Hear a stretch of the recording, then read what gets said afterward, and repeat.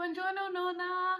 Buen compleanno. I am so sorry that I missed her big 80th birthday. Mom said that everyone was there. It was packed. And that you got a little frisky on the dance floor. Really wish I could have seen that. I just thought I would send you a quick little birthday video from beautiful Madrid. Beautiful Madrid. Yeah. It's really been inspiring and really breathtaking. I can't wait for you to see all of the things I got you from all the different countries. Oop. I got you a little something from every country I've been to. I went to that boutique in Rome you told me about. Got you a little something extra special. And Rodolfo still works there. And he sends you all of his love. Don't worry, I'm not gonna tell No. Yeah, I'm just really glad that I got to take the sabbatical travel, backpacking across Europe and going to all the places that you and Mom talked about. As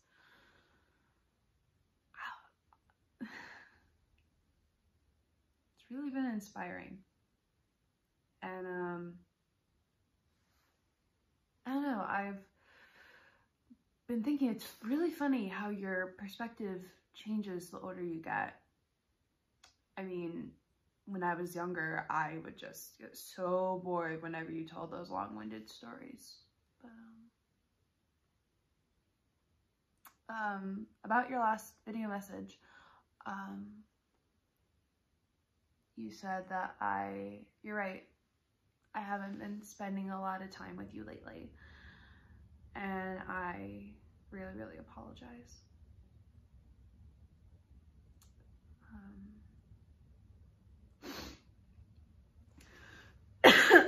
I was thinking that I really want to take up some of those old family traditions. Yeah. So my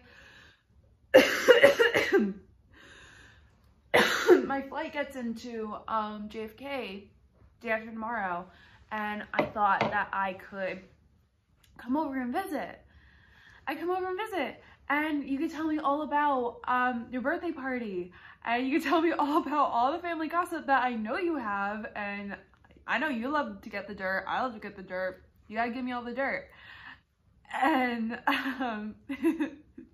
yeah, so I thought I could sleep over too, because I'm gonna be way too jet lagged and I don't want to make the entire journey home. So I thought I could sleep over and we could watch 90 Day Fiance, like the good old days. So yeah.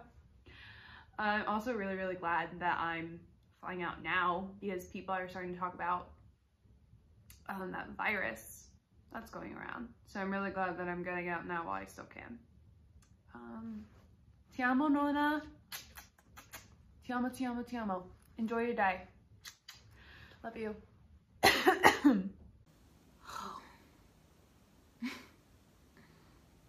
Theater is so terrifying.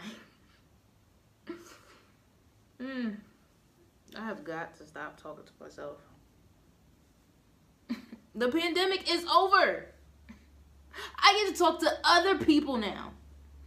In person. I get to leave this house.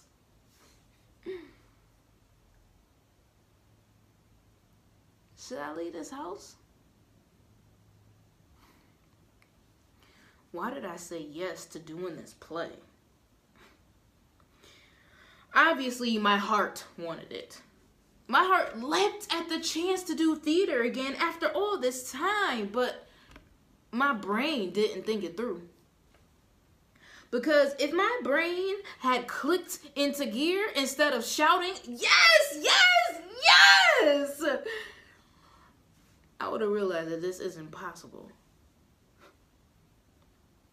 That taped audition gave me a false sense of security.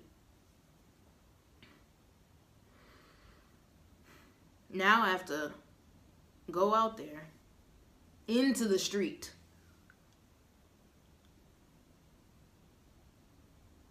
Mask? Mask. No mask?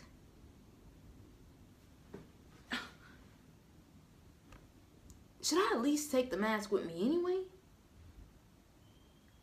I could keep it in my pocket.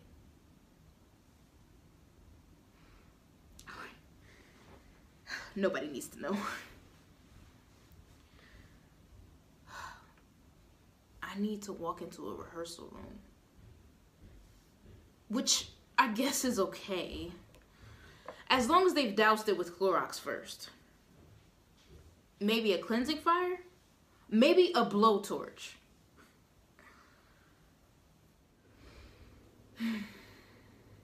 The table read should be fine. As long as we're all seated around a very big table.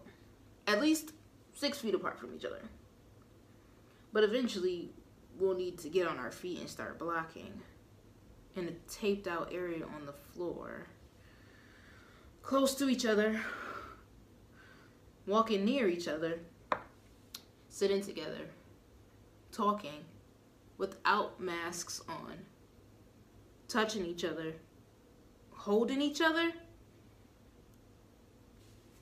Kissing each other. Oh, no. Not without hazard pay. And then we get to Tech Week. And the costume people, and the hair people, and the makeup people, all close to me. Will I be moved by their tenderness and their attentions on me? Or will I want to shoo them as far away from me as possible, as quickly as I can? And then there's the audience. Theater is all the things that we're not supposed to do right now. Or weren't supposed to do back then. Last week. What if it's not safe? It hasn't been long enough. Gathering together as a community in the dark, in the same space, breathing the same air. Are they going to be wearing masks? Am I not allowed to wear a mask because it doesn't go with my costume? They can't sit next to each other, can they? There has to be at least 2 seats between them. I mean, a full house will probably be a third of a house. Or a quarter of a house. Will we even enjoy it?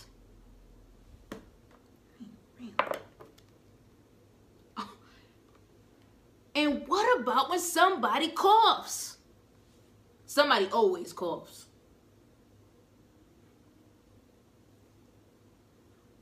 What play could possibly be that important? Who would want to risk going outside and then back inside at a place that's not your home that you can't be sure is safe? We're trying to pretend that watching things play out on stage the way they used to be will make them normal again. Every play is a period piece. Remember when we used to hug and shake hands and laugh and smile? And you could actually see somebody smile because they weren't wearing a mask.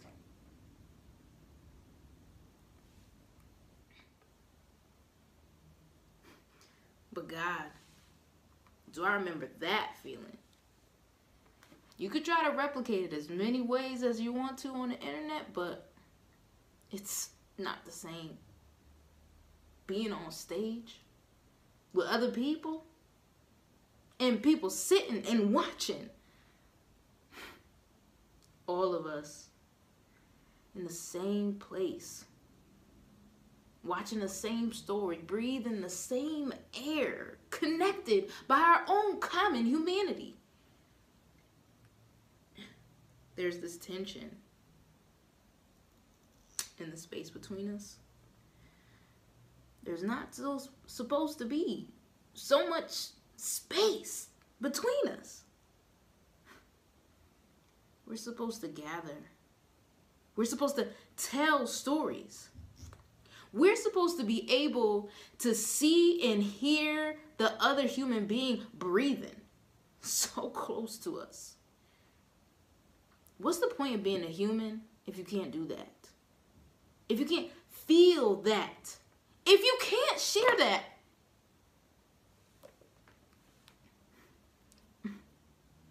Machines can't do this. Computers can't do this. Be creative if you want to outsmart the robots. The only thing they can't do is tell stories. Not like we can.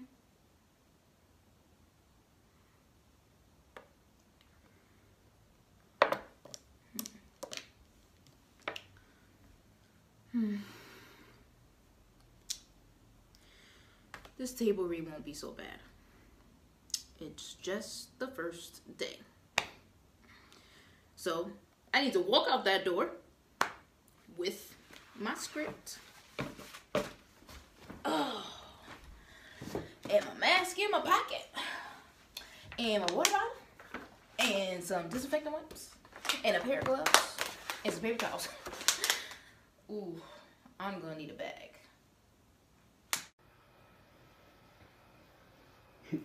Babe, I just got distracted for a second. You do. You have my mostly undivided attention on this phone call, but I do need to multitask and get out the door. You know my commute, and I will talk to you all the way there too if you want. But if I skip the gym, then you don't have the benefit of, you know. And I appreciate that you love me for my mind, but my mind also needs a fairly decent body to get it around in the world. It's layers. I have to get the coat, the hat, the gloves, the hoodie, the boots that I need to switch out for the sneakers, the sweatpants that go over the shorts that need to come off. But winter is nearly behind us. Soon spring will be here and I can just head out with my shorts, a t-shirt, and my running shoes and get right to work when I get there. And I won't have to put all the other stuff on before I leave and then take it all off when I get home. Word? Now that is a very enticing offer of help. I'll keep that in mind for when you get here in a couple of weeks to visit. Maybe I'll go to the gym every other day while you're here. Or you can sleep in while I'm at the gym and I can wake you up when I get back. Showered or sweaty. It's totally up to you. You know I aim to be a good host, right? Okay. You can only talk to me like that while I'm in the car now. Once I get to work, I need to be able to focus, and it can't look like I'm on that kind of personal call. And I have to set a good example for the young leaders of tomorrow. Yeah, I wish the university was closer too, but it's where the job is. The drive isn't so bad, and the people aren't so bad either once I get there. Well, most of the time. You know, I'll be honest. I really like my house, but I'm hardly ever here. I have all these books that I have yet to read, but I'd like to be able to say that they're more functional than decorative. Work from home? Wouldn't that be nice? After all, what am I paying all this money for 5G internet if it's getting just as much use as those books on the shelves? But babe, be careful what you wish for. If I were here every hour of every day you were visiting, I swear to God, you get tired of me pretty fast. You think my attention is divided now. But that would be funny. You and I, stuck inside together, nowhere to go, no one for company but each other. Would definitely be a useful dry run for cohabitation, or the shortest engagement on record. Yeah, you're right. I would need a home gym too. But at least I could be sure that someone was wiping down the equipment. And if I didn't have someone to help me turn guacamole and chips into muscle, you get tired of me pretty fast. Yeah, I miss you too, baby. But it's just a couple of weeks away. March 2020. You here to visit? Best month yet. You can hold me to it. Alright, babe. I'm getting in the car. Call me in 5, and you can distract me from all that traffic. Alright, babe. I love you too. Alright, bye. Work from home? Hey y'all, it's your girl Tia, back at it again for another Inspiration Monday Live. I've decided to do a Facebook Live post because we're all stuck in the house waiting for our Google Classroom assignments on this mini virus vacay, and wanted all my Tune In with Tia fans to gather together. But first, I wrote you a little COVID ditty. N-A-S-T-Y, don't be N-A-S-T-Y. Wash your hands, you nasty guy. Social distance and be wise. Don't be N-A-S-T-Y. Available on iTunes tomorrow. Okay, Tia team. I know it's been super unreal that school just closed down to be disinfected and parents are working from home and no hanging out, etc. But I'm here to continue the stream of positivity, and what better way than to open this? A letter from my school. Now, Tia, what's so special about a letter from school? I'm glad you asked. I've been expecting to hear back about my bid to be class speaker at graduation, and this is it. The student chosen gives the keynote address, and y'all know I have a lot of wisdom to impart. Now, many of you tuned in when I opened up all my college acceptance letters, but this is even bigger than that. I've worked so hard to stay on top. And if that skank, Kayla Thompson, thinks she's gonna get over me, she's got another thing coming. So let's do this.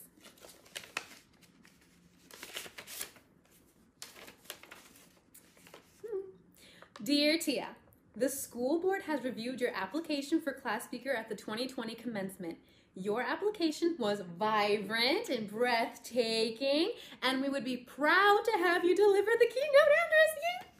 However, in the light of our recent school shutdown due to the COVID-19 outbreak, we regretfully inform you that the class of 2020 commencement ceremony has been canceled. We appreciate your patience at this time as we figure out next steps for our beloved school in the middle of this pandemic. Be well and stay safe. What? Is anyone else's graduation canceled? All of us? Tia, I can't stop crying. This is so crazy. Your channel is the only thing that keeps me sane. So sorry for you, Tia. Well, guys, we have to... We just need... I don't know. We're all in this together. Inspiration Monday quote. Do what you can with what you have, where you are. Teddy Roosevelt. Thanks for tuning in with Tia.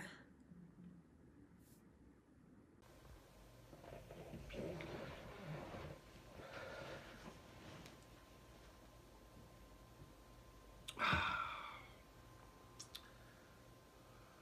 glad my mother's dead. I mean, I'm not glad my mother's dead. I miss her terribly. But I'm glad she's dead and not in the middle of this. She'd be one of the first ones in the meat grinder of this disease. Fighting a brain tumor, radiation therapy, her whole half of the family tree riddled with heart conditions.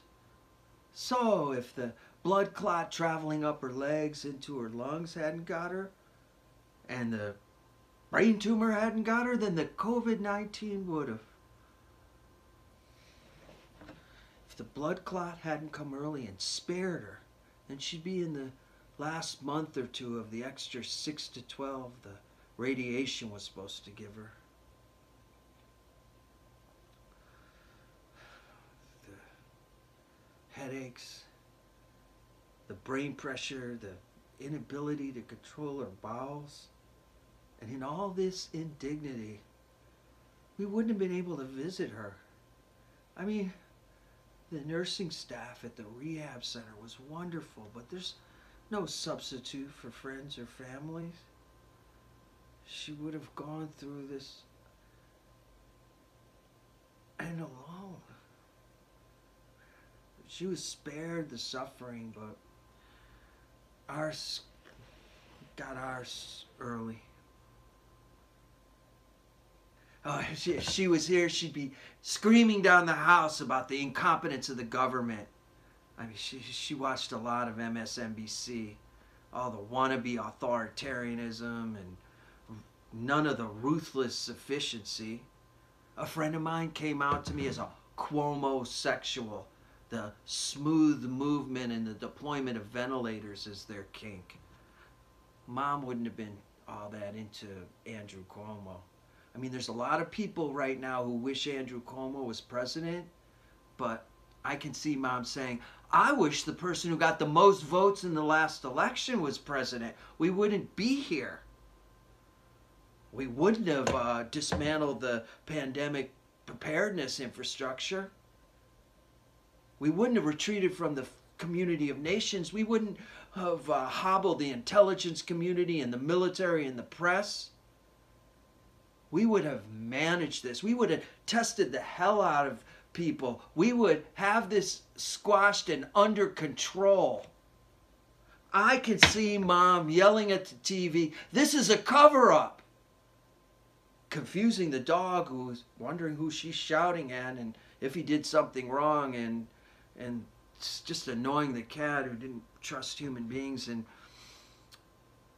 if it is a cover-up, how's it happening in plain sight? I mean, if it's on live TV, doesn't it still count?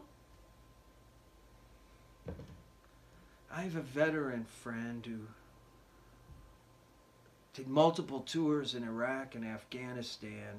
And she's a mime, which is not that important, but I find it incongruous that with all that military service, she could still find joy in physical comedy after all that. But she said, while this big, single, overwhelming, all-consuming thing is going on, whether war or pandemic, life still continues to be life. Babies are born. People fall in and out of love. People get cancer and have heart attacks, and it's all the more surprising and shocking than it normally would be. And there's this giant, overarching plot line going on, and we're not used to competing major plot lines, and there's not usually there, but sometimes there are. And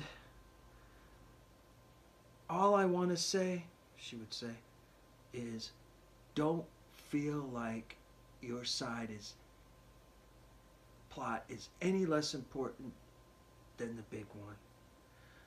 Don't feel like you need to downplay how exciting or devastating it is. It is more so because of the context. And overwhelmed is the exact right human feeling that it should be.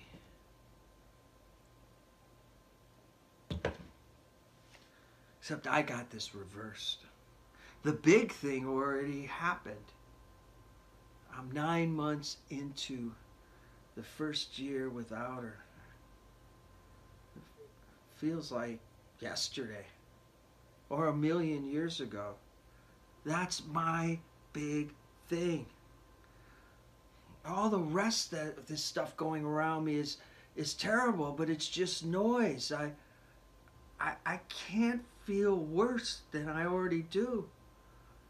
The worst possible thing I could imagine has already happened. I mean, the world's pandemic is just a subplot to the fact I still miss my mom. Part of me wants to be the normal kind of upset along with everyone else. You know, overwhelmed, invested by the day by day. To have that normal again and these other feelings be the extra. I'd love to be upset about something tiny. I love to have my brain and my heart in alignment with everyone else. But they stubbornly refuse. I just want to be back in proportion again.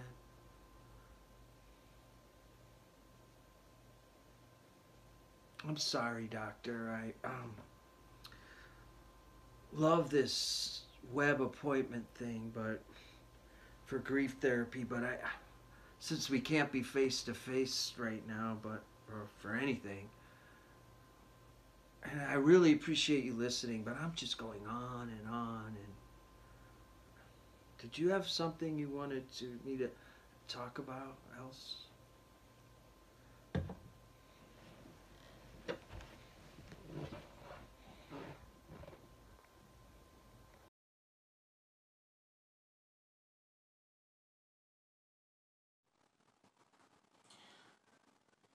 Hey, before I hit this button, can I ask you a question? Never mind, I'm going to ask you anyway, because I know you've been in front of a lot of married couples. Most of the days, I'm good as a couple. In days like today, when I can get some one-on-one time. Tell me something. On a happiness scale from 1 to 10, 10 being blissfully, 1 being miserable. How do I look to you right now? Because every time every time that I mark the day out from the calendar, I get an incredible rush. I feel the exuberance. And I don't get what all these people are talking about with the pressure they feel. You know, maybe they faking a funk, or they just too consumed by the wedding planner's demands of confirm, deny, yes, no. Me, I love that. I love that. Organize-ish.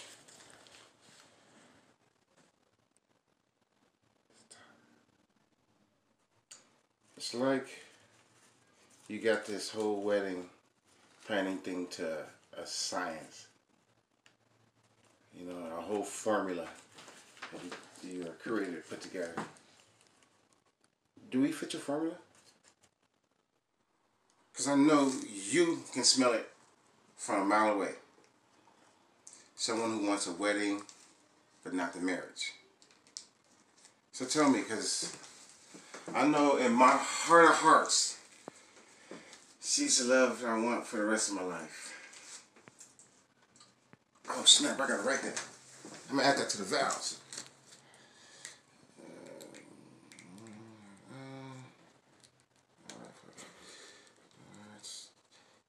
For my heart of hearts, she's the love I want for the rest of my life. Yes, wordplay, boy. You know what I'm saying? Whew. And you'll be proud of me too. I got everything on this list. Writing strips, Listerine strips, travel mouthwash, exfoliating bath scrub, Axe gel, wet skin lotion, Vaseline cocoa butter for my feet, elbows, knees, flavored chapsticks. And I know. Manscaping is supposed to be a regular norm. I know. I tried that exfoliating wash down there, man, in my area, you know. I ain't never felt so soft. I smell like a man garden. I mean, shit. That night, I would have kissed my own shoulder that night. I think I got her pregnant that night. But it's okay, right? Because we're getting married. We getting married, so it's okay, right? Woo! 2 more days! 2 more days. I mean, check my temperature. Everything. No cold feet over here.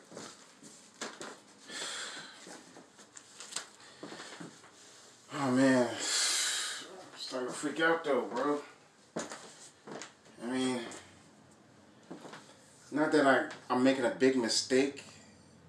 Inside, I don't feel that. It's not that. It's just, she's the love of my life. And we all want this feeling. And we're petrified we have it because something might happen. Something might happen to take her away from me. She's my joy.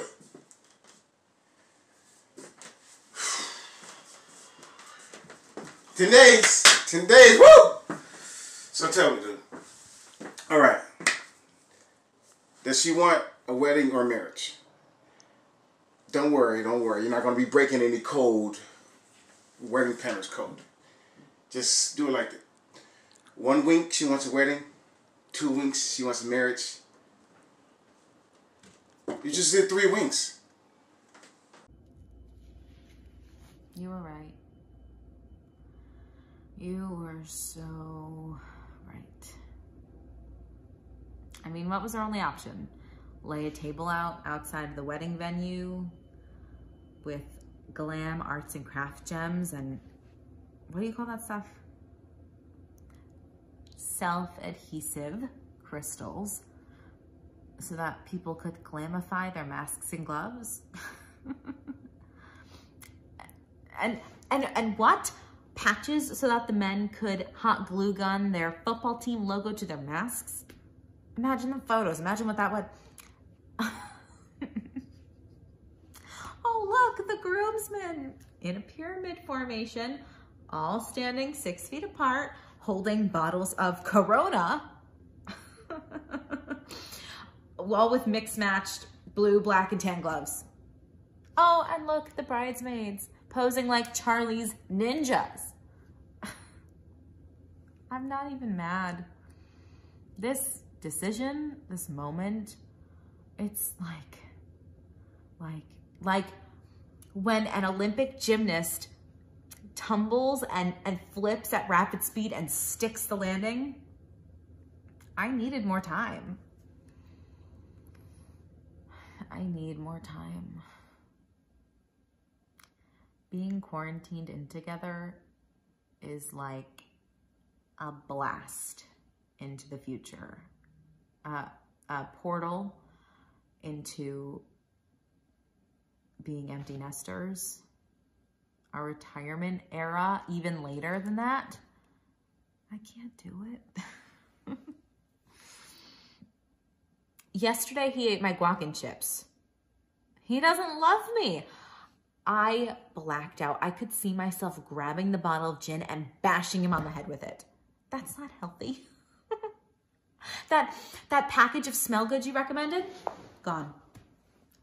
He just let himself go. He smells like the outside all the time. He don't love me. I might have let my eyebrows grow out a bit, but you don't see me looking like a whole lichen from Underworld. Maybe I'm not cut out for this forever crown. Maybe I did get overly excited when asked to push the wedding date. Maybe we both need to be on the same page about how we each need and want to be loved. This pandemic is testing us. Our willpower, our give and take, and this restricted way of living could break us. I gotta be honest, I know you had mentioned doing another photo session for our new Save the New Date cards, but I don't think I have enough serotonin in my body to produce another Hallmark Channel snapshot of our freaking love life. I just gotta keep reminding myself, I love him. I love him. Love it.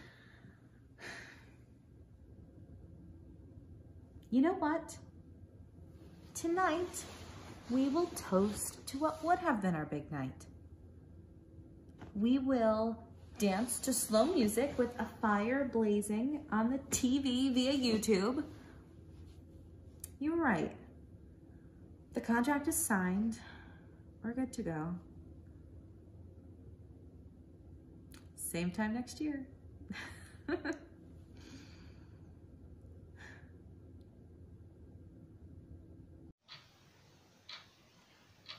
I know that my journey as to how I got into this profession isn't common or traditional, but it's core. Now let me tell you, fundamentally, I've been counseling couples for several years as a wedding planner. Unofficially so, albeit, but as you may be well aware, a couple's most critical and often stress-induced times in their lives are right before a big decision is put on the table, a date has been planned for a big commitment, and so on and so forth. Now, throw a global crisis on top of that, and you have one immense session to tackle, or several. And it was evident that, during the thick of the pandemic, my calling, my purpose was to ease the mental and emotional health of my clients, to help these couples remove barriers and to find their way to the most important essence of loving and being loved. This career change came about organically. Well,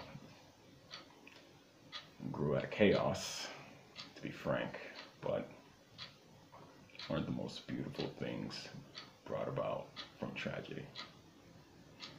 And let me just be transparent here.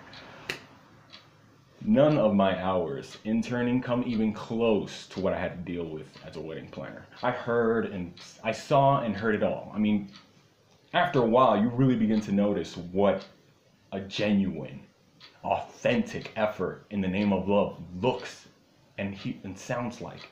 It was the best on-the-job experience I've ever had. See, at the beginning, I didn't even know I had it in me. I figured planning, coaching, listening was all part of the job. To just get couples to their big day happy and together. The focus was more about the presentation of love. And to feel, it had to be felt by all the senses for the couple and for the guests too.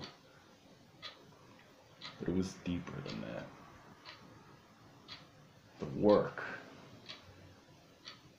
was fundamentally about keeping the clients together and connected. I didn't know until it hit me back in February, or before the virus hit the States. We were 2 weeks in, 2 weeks before their wedding date, and the groom-to-be wrote his vows on a CVS receipt and had a panic attack because he finally felt joy and was afraid to lose it. So we rescheduled the wedding, and his girl, during quarantine, came close to smashing his head open because she ate her guacamole.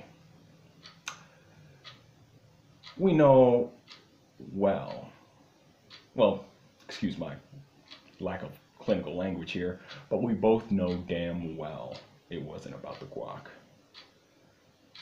But, the best way for anyone to reach a breakthrough or any form of enlightenment is for them to reach it on its own, and that's what I did. I listened and I asked the questions to help them connect the dots. Yes, I threw many extravagant events, and so have you, but my ability to guide and heal were always there.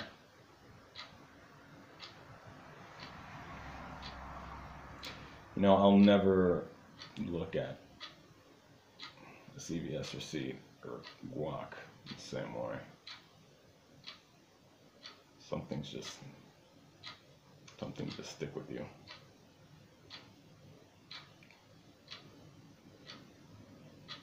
No, that couple never made it to their postponed wedding. Yeah. The virus. What can I say? Some things just rock you to your core. I got my degree after that.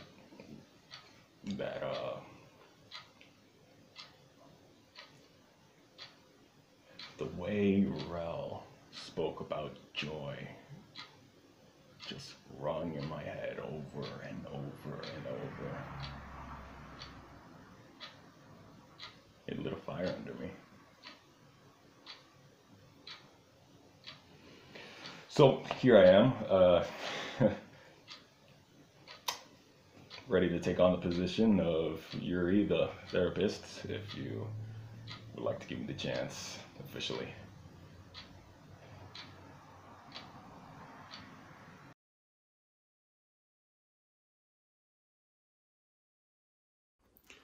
Hello. This is a play. This is how we do plays now. I know. This part of the play is called the exposition, where we inform you and make clear as to what's going on. Because without your understanding of the play, I mean, that's what makes the play work, right? Without it, yeah, sure, it can be written.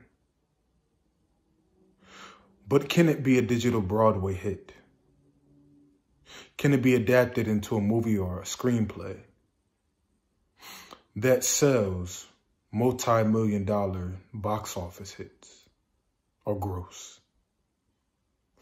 Or can also be spawned into a popular line of, I don't know, t-shirts? No, it cannot.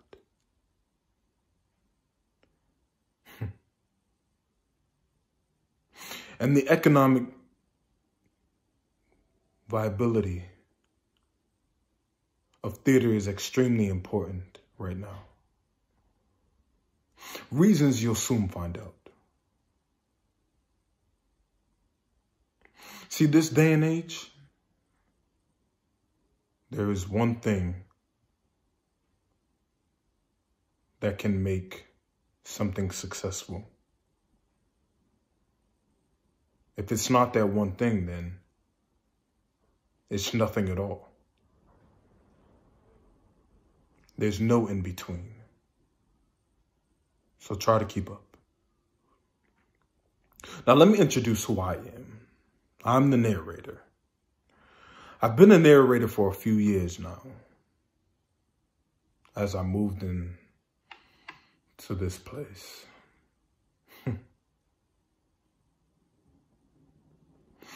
You know, the knowing everything part is nice until it's not.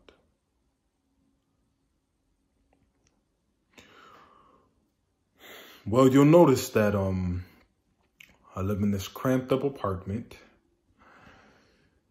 in Hartford, Connecticut, and I can't leave. Narrators are immune to time and space, but not viruses. I mean, we're somewhat immune to feelings too, but let's not talk about that now.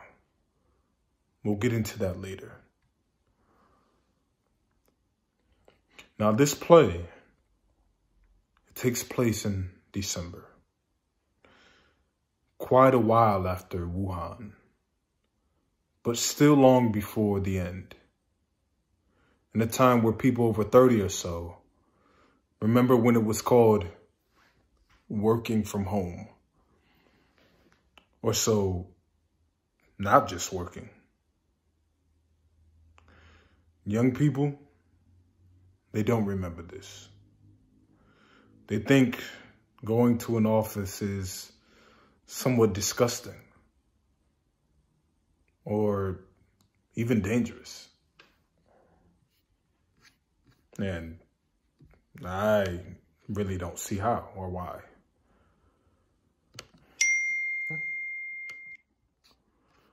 That must be Derek, clocking in for work.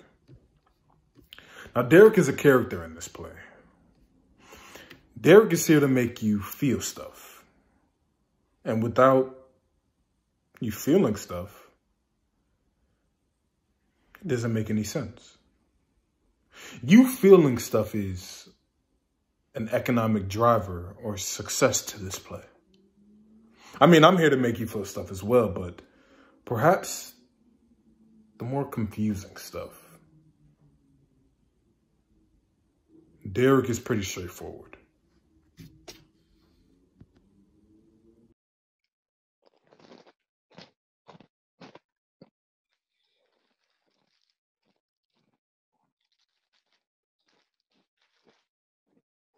Stella, can you hear me? Hang on. I can hear you. I can't see you. Okay? There you are. Hi. Just clocking in. Just a standard one? Cool. Johnny. Johnny. Johnny. Got it.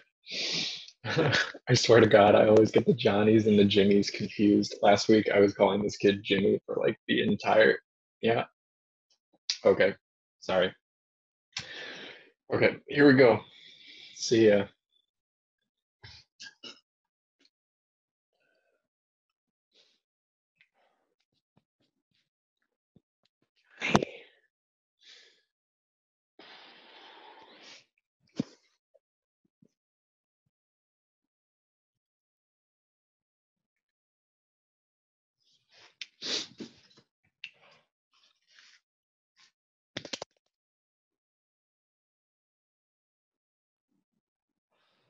Hi, Johnny.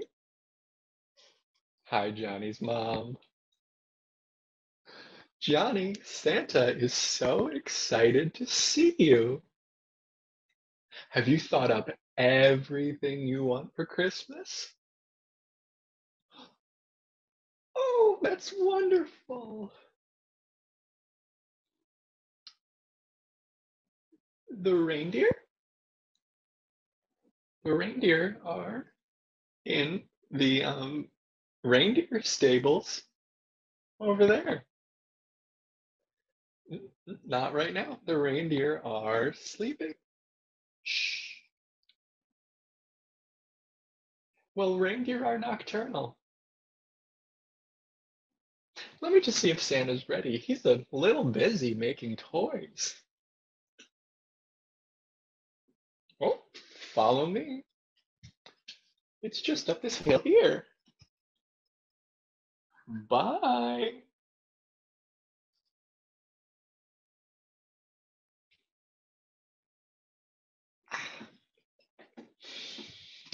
Hey, Stella, click them over to Santa. Ready for the next one.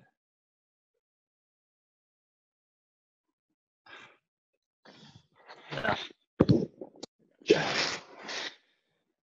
Yesterday was slow too. And the day before that. Must be, the post-recession recession. I guess people just aren't investing in digital Santa right now. My mom was never really that into it. She said it just didn't compare to waiting in line for an hour in a shopping mall and then getting to smell the booze on Santa's breath.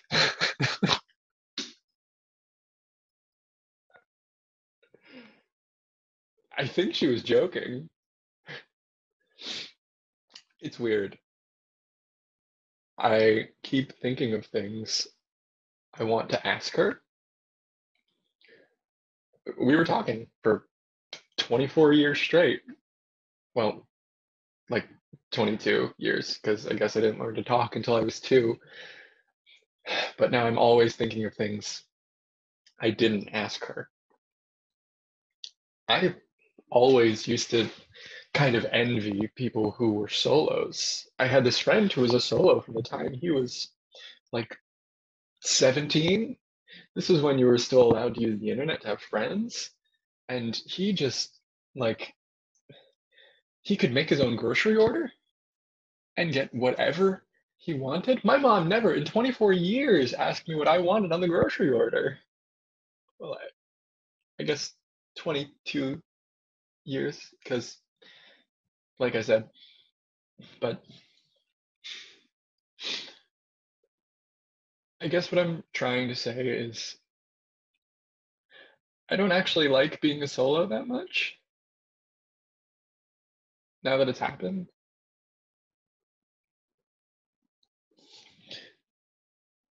You're a solo, right, Stella?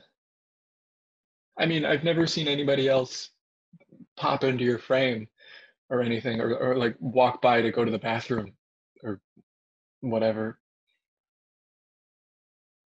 Stella? Hello, Digital Santa Industries. Oh, hey Derek, it's you. Sorry, you were frozen. No, I didn't realize that you were still talking. Last thing I heard was something about the post-recession, recession. That's okay. I was just saying some stuff. Was it personal stuff?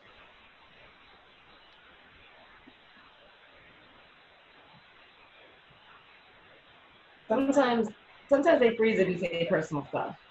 I don't know if I'm freezing. I'm sure you remember from the company handbook. You know what it says.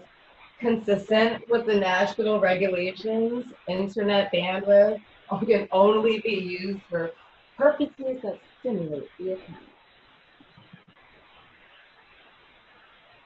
Yeah. Well, of course, that's what it should be. The internet's a limited resource that, keeps our country going.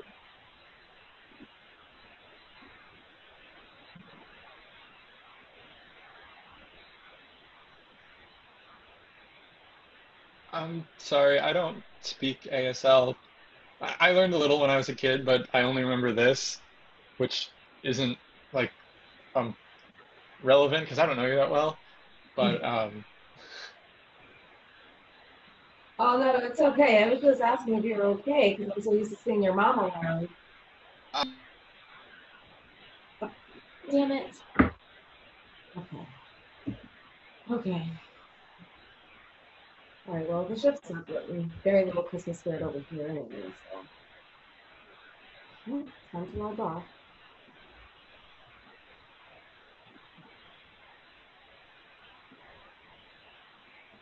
I'm gonna have to be a little bit more creative if I want to outsmart these robots.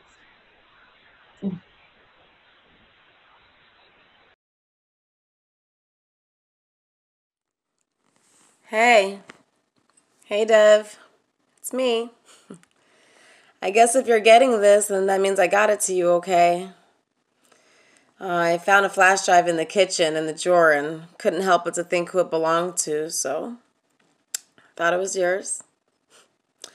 I was gonna pretend to call you and pretend to wrap up some legal stuff, but then every time I go to blurt out I miss you, they cut the call. And not that I miss you exactly. Well, obviously I have to miss you a little bit because why else would I go to some extraordinary scheme measure just to put some flash drive on your doorstep? Not sure exactly what that's gonna be yet.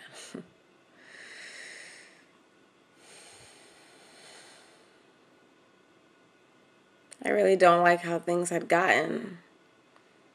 We were way, way too young to be each other's only person. Remember before the virus, we'd hang out all the time on somebody's couch with our friends. We'd drink cheap booze, hang out till 4 o'clock in the morning with your arm around me. I wouldn't even be talking to you. I'd be laughing with everybody else, but I would feel you. I would feel you right there, right next to me, and I would love it. It was just you and me. You and me and so much damn love. You know what I'm talking about.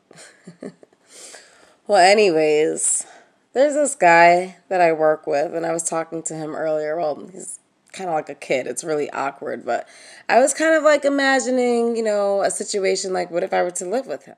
I mean, because I wouldn't be in love. And, I would like him all right. He'd be all right. He'd be okay. And I probably would ignore him sometimes, but I kind of think having that little in-between kind of relationship, I honestly think that might be something that would work for me. To be honest, I wish I can kind of sort of have something like that in-between kind of thing with you.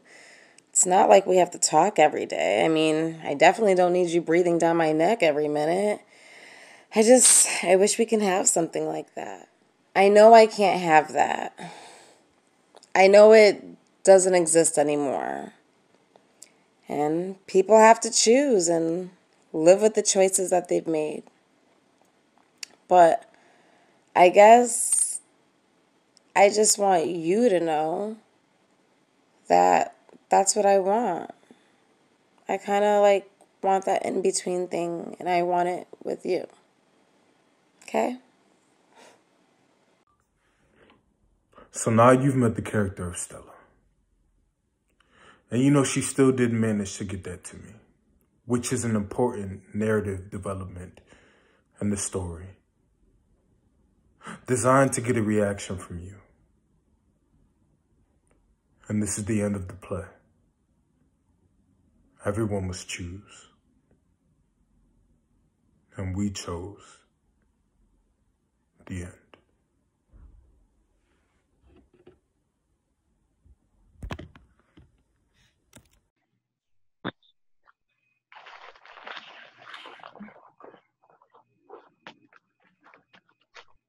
Oh. Hello, Digital Santa Industries. Merry Christmas. Hello, ma'am. I'd like to apply for a job as an elf.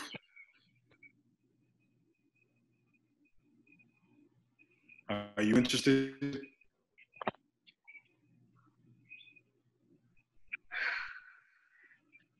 Yes, just so you know, it's only part-time.